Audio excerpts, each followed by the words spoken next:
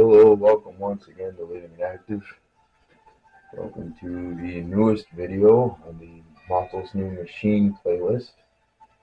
For your listening pleasure, I have playing in the other room on my laptop duty-free music on an Epic Music Work ambience playlist produced probably by some AI or other,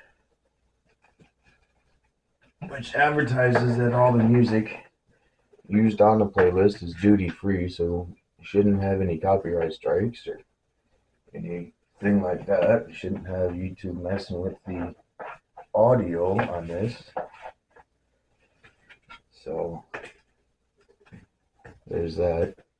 What you see in front of you is a Universal Model CB1. This is one of the many brands of sewing machines that came about in World War II, and the deal made with Japan, after World War II, came about in the deal made with Japan for reconstruction after the whole Hiroshima and Nagasaki thing. They were given access to design information for a lot of American products, and they were given permission to do their best to facsimilate a lot of the designs. This particular machine is, as I said, it's the Universal CB1. It is loosely modeled after the Singer 15 series. This would be an example of a knockoff Singer 1590, because, in case you don't know, if you want a little sewing machine history lesson, the difference between the 1590 and the 1591 is the 1590, they're basically the same machine, but the 1590, the motor is mounted on the bottom. It's got an external pulley that mounts to the hand wheel. It connects to the hand wheel, and that's what drives the hand wheel. On the 1591, it's got what's called a potted motor, and the motor sits way up here, and the housing comes out. The motor's encased, and it's a direct drive system. So that is the difference. 1590, external motor. 1591, potted motor mounted up here. But this is neither, because it is a Universal CB1. Japanese. It's got the official gold stamp here that marks it as a restoration machine. This is one of the ones that I've just got Friday, I think, from the thrift store in exchange for all of the yarn and whatnot, the looms and etc. that I took there. So yeah, this is my first time actually getting a decent look at it. I will probably start by getting all of the electronics out of the way. I'm not going to take them off, not in the video anyway. But when I get these machines, I am actually going to check the electrical on this one. I usually don't. I just assumed that I can't because I don't have a belt. I mean, I could check the electrical. The motor doesn't need a belt to run. Let's see. Manually turning the hand wheel. I've got full function through the needle bar. I don't know if you can see that. It's going up and down. I go full function through the needle bar. It's not sticking at any point in the cycle, except for where my hand gets tired and I have to reset. The take-up arm goes up and down for moving the thread. Tension assembly looks very solid, over-engineered, but solid. It even has the seam gauge mounted into the table, which none of these machines usually have. Bobbin winder. Needs a little bit of attention. Doesn't seem to want to disengage. Stitch length lever works fine. That's going to be reverse. on all of these machines. The knockoffs and the Singer 15-15-9-1s. Any machine where you see like a bunch of numbers down here on the lower scale, and then a big blank spot where the lever can just keep going, that's your reverse stitch. You just throw it all the way up, and that's gonna be how you do your back stitching. But what I look for in all of these machines, if I'm gonna take one in from this vintage, is this bolt right here, mounted center of the right end of the machine, to put in the bracket that holds the motor to the machine.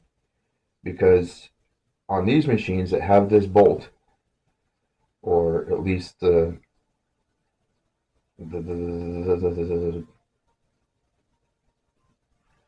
thing to screw the bolt in, I can mount a hand crank to it fairly effectively. I won't be able to use this hand wheel because it's smooth, but while I'm here, let me check the clutch.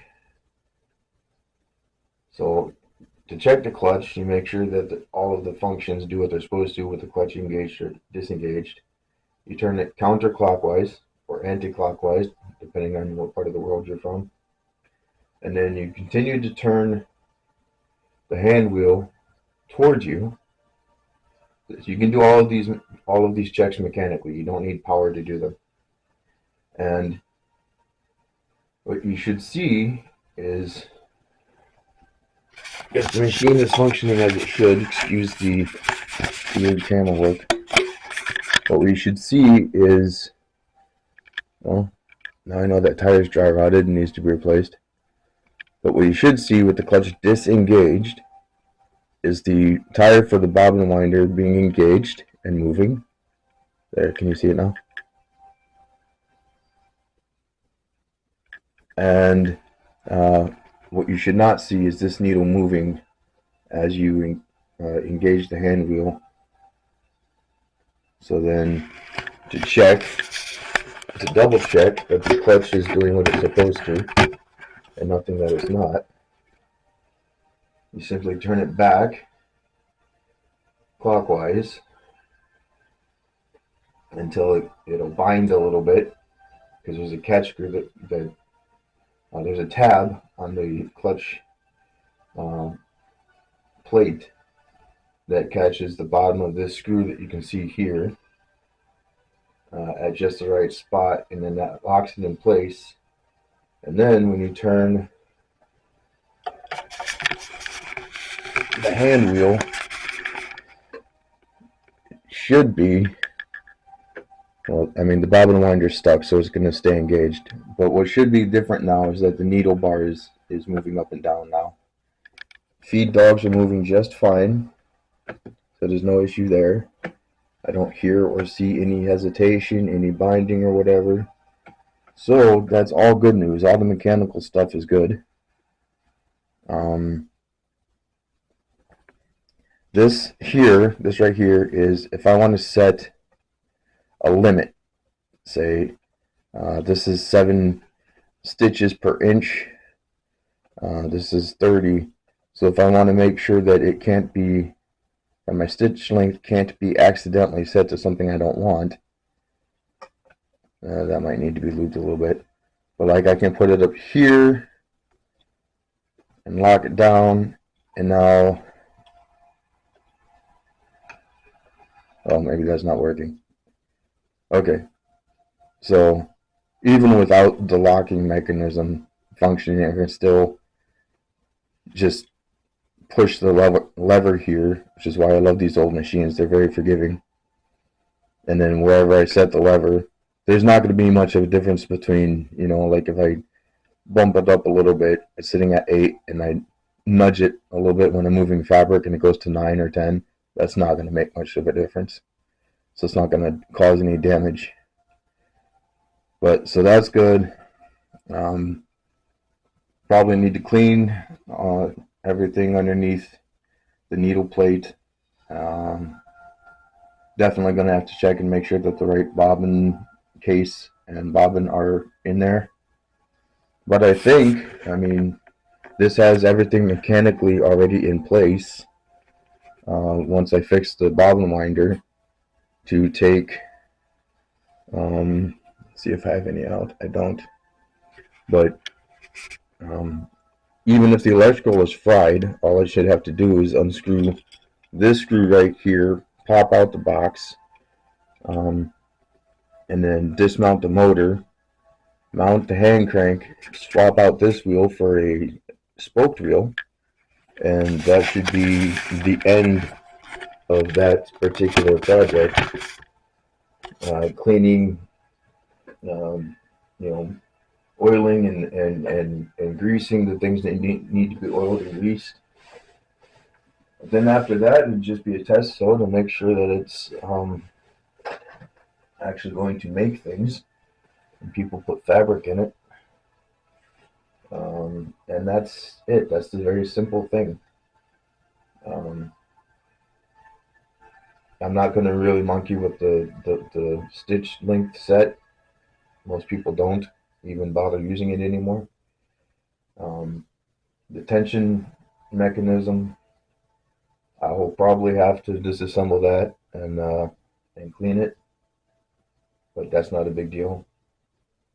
And then, like I said, anything with the electrical, if I find any problems, and I don't think I will because everything looks good, unless like the motor needs new brushes or something.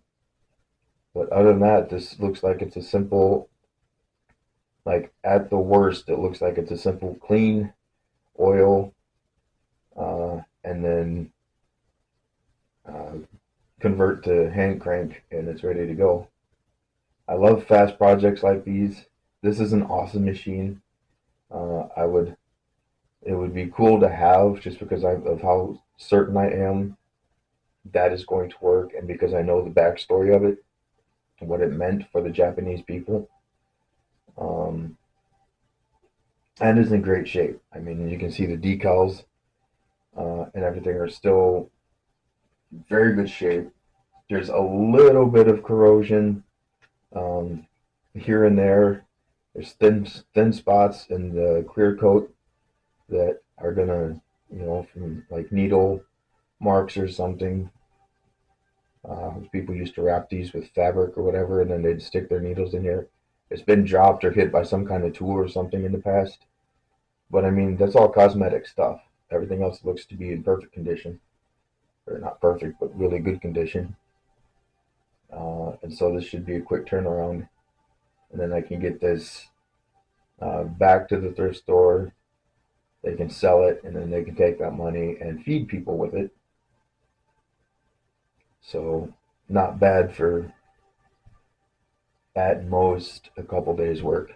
So that's what's this is one of three machines I got Friday. The Bernina 801 and then the new home whatever it is. Um, the Bernina needs parts that I've already ordered that are en route. Um, the new home I haven't really gone through it. That electrical looks like it's messed up. I don't know if it'll take a hand crank, but I want to see. Or maybe I'll just uh, get all authentic parts or whatever and just replace the motor and whatever else needs with the electrical. But yeah, so that's what's on the bench this morning. Yeah, the world's blowing up. Um, there are all kinds of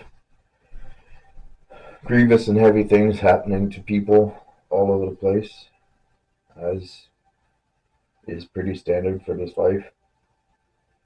Um, whatever you find to do to keep your mind and your hands healthfully occupied,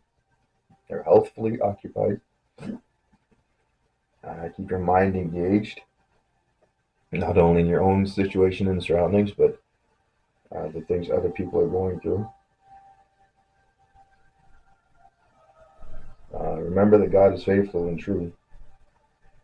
Remember that all of these things that are happening have been known from the beginning. They are deliberately being allowed to happen to bring about the closing of accounts, the final judgment, and the restoration that God has ordained from the beginning to restore all things to the way He intended them before we stepped in and messed it up. So there's no reason to fear. It's going to get messy. It's going to be nasty. I describe uh, a possible scenario or a chain of scenarios that could be bringing us from where we are to where Scripture says we end up. And it's time now. But in your daily life, in your home, in your community, until you're gone, you're still here. You're still there.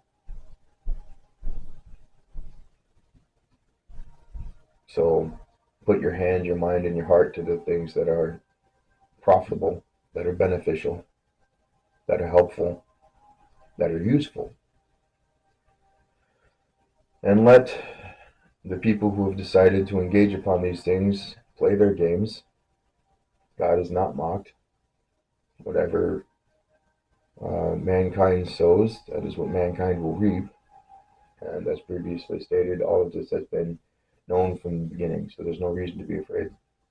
Just keep your head down, eyes open, and your mind engaged. Hebrews 11:6, without faith it is impossible to please God, because those who come to God must believe that He is a rewarder of those who seek Him. Until next time, if there is a next time, and there might not be, God be with you.